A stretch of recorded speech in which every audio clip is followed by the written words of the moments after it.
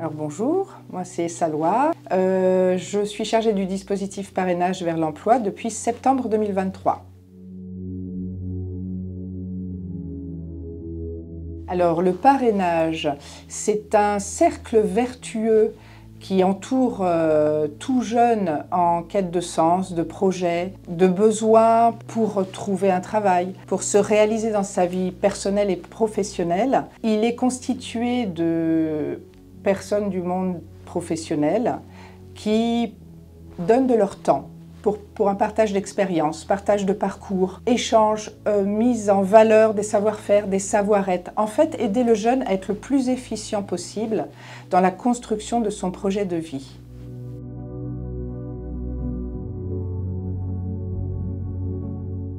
L'écoute. S'il y a bien un mot qui prédomine sur tout le reste, c'est l'écoute. J'écoute les jeunes, où ils en sont, avec quoi ils arrivent, leur histoire, parce que ce n'est pas simplement un projet aujourd'hui, c'est un individu qui a un projet mais qui a une histoire, qui a un mode de fonctionnement, qui a un langage. Donc je les entends, je les écoute, je les reçois, et pareil pour les parrains-marraines. J'ai tous les profils de parrains-marraines, tous les types de professions, du chef d'entreprise au salarié, au métier manuel, métier intellectuel, le service, le privé, le public. J'entends ce que cette personne a envie d'apporter, où se situe sa contribution. Est-ce qu'elle est sur la technicité uniquement? Est-ce que c'est un apport qui est plus dans l'accompagnement, sur les savoir-être, ou la combinaison des deux? Donc lorsque j'ai entendu, écouté tout ça, je vois comment le lien peut se créer pour que ce soit une relation gagnant-gagnant.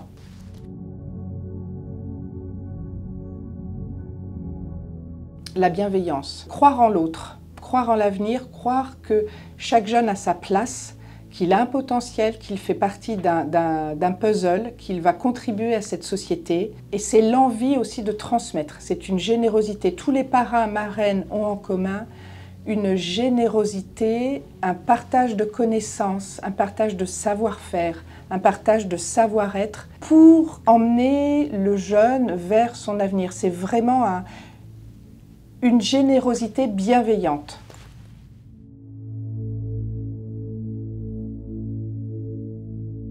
Créer du lien, renforcer le lien, faire se connaître les parrains-marraines entre eux, les remercier déjà, les remercier de leur contribution, prendre du temps pour regrouper toutes ces personnes bienveillantes, différentes, pour créer en fait une émulation, une synergie aussi de savoir-faire, de savoir-être, de vision aussi.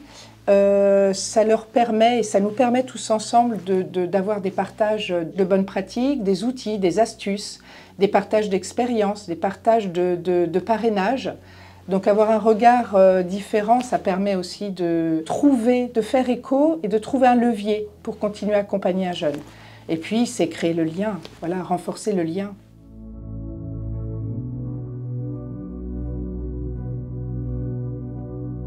Le principe de l'afterwork, c'est pas juste une rencontre en fait pour remercier les parrains-marraines. Bien évidemment c'est important, mais c'est aussi un moment pour faire un focus sur le métier d'un parrain. Alors le premier afterwork avec un focus sur le métier d'un parrain a été fait donc l'année dernière. On a mis à contribution une marraine qui œuvre dans la transition alimentaire.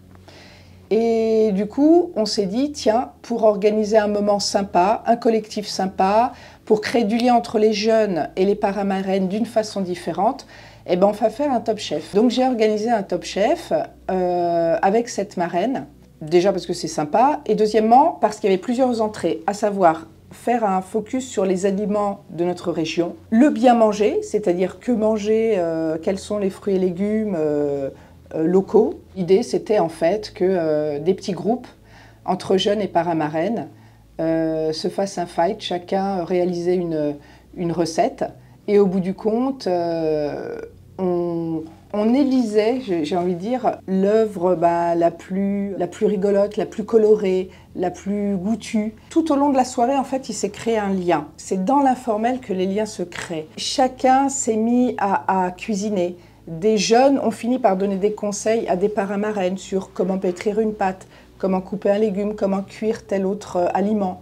Et à la fin de la soirée, en fait, on a tous partagé ce que nous avions créé. Et il y a eu une synergie incroyable qui a déclenché derrière de nouveaux parrainages.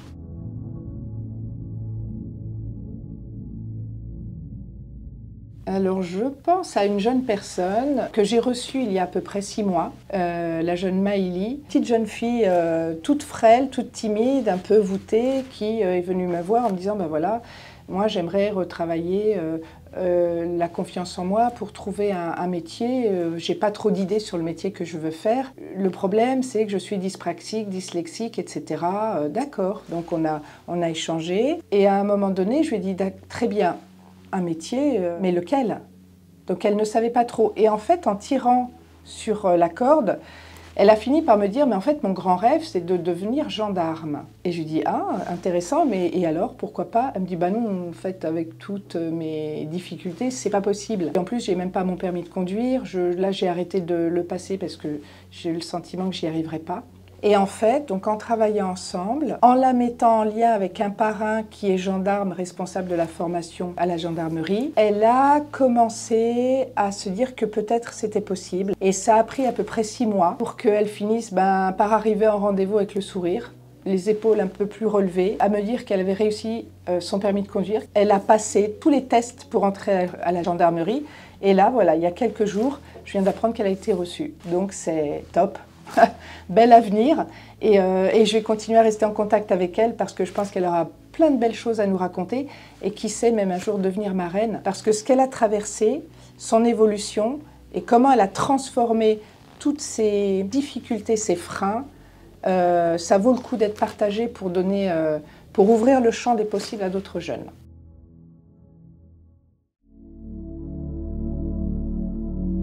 Donc je m'appelle Antoine Blondel, j'ai 56 ans, je suis papa de 2 enfants qui rentrent dans la vie active, 26 ans et 20 ans. Je suis multi-entrepreneur, je suis agriculteur depuis plus de 35 ans et chef d'entreprise dans le médico-social avec une entreprise d'auxiliaire de vie pour accompagner des personnes âgées, des personnes en situation de handicap à domicile et une petite entreprise dans l'Eure de vente, distribution et location de matériel médical pour le domicile.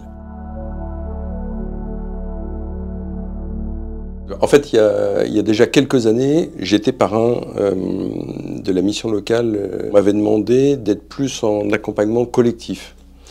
J'avais trouvé ça assez pertinent.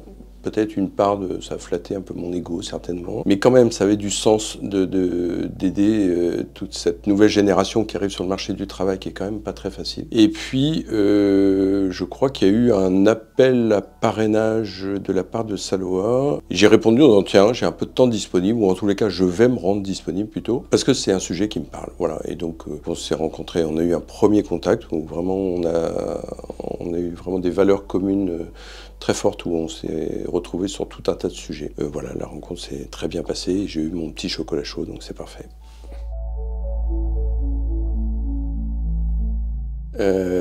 Ayant 56 ans, j'ai plus ma carrière derrière moi que devant. Je pense que c'est la responsabilité de beaucoup de chefs d'entreprise que d'accompagner cette nouvelle génération. J'entends beaucoup de mes confrères dire on a du mal à recruter, beaucoup de croyances, la nouvelle génération, ils sont quand même pas comme nous. Bah non, heureusement, et la valeur travail est différente.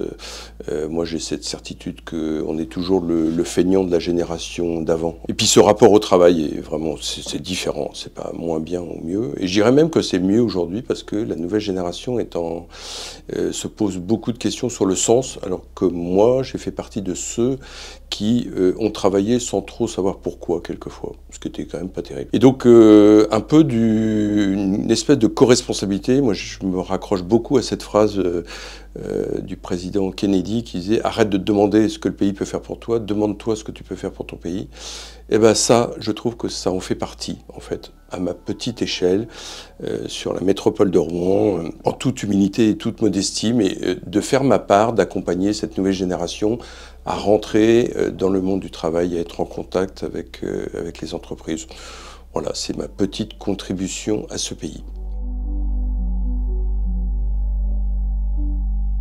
Alors ce que j'apprécie beaucoup, c'est que Saloa m'envoie vraiment l'ensemble de la situation, avec le CV du jeune évidemment, mais pas simplement. Il y a la petite touche personnelle qui fait que je sais à peu près où j'arrive. Non pas que j'ai besoin d'un très grand de sécurité, mais quand même c'est plus confortable pour moi. En toute simplicité en fait, je rappelle toujours que si j'ai une tête qui lui revient pas, il faut absolument arrêter, parce que ça n'a pas beaucoup de sens. Et puis, je suis vraiment à disposition, enfin plutôt disponible, pour vraiment l'accompagner. Moi, mes questions fétiches, c'est de quoi tu as besoin et en quoi je peux t'aider. Je connais bien le triangle dramatique, donc je ne suis pas là pour sauver le monde, mais juste apporter. Je questionne beaucoup, j'apporte beaucoup plus de questions que de solutions, parce que je pense que quand on grandit, quand on veut grandir, c'est toujours bien d'apporter ses propres solutions et pas d'écouter celles des autres. Et ce qui me frappe toujours, c'est beaucoup de jeunes écoutent beaucoup